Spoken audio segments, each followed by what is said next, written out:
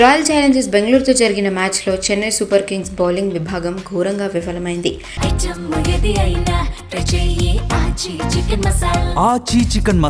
Toss గెలిచి fielding ఎంచుకున్నాడు Chennai captain Ruturaj.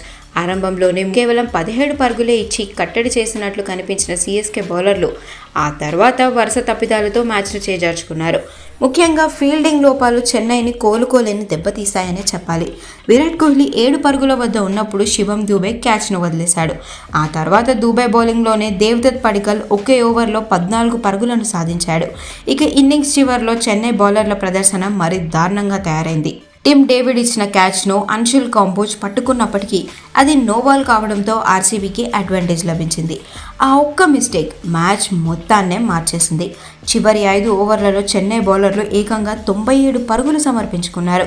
Jamie Overton వేసిన ఆఖరి ఓవర్లో 3 వరుస సిక్సులతో 30 పరుగులను రాబట్టాడు. మొదటి 6 ఓవర్లలో 51 పరుగులే ఇచ్చిన బౌలర్లు ఆ తర్వాత 14 ఓవర్లలో ఏకంగా 199 పరుగులు సమర్పించుకోవడం చెన్నై బౌలింగ్ వైఫల్యానికి నిదర్శనం.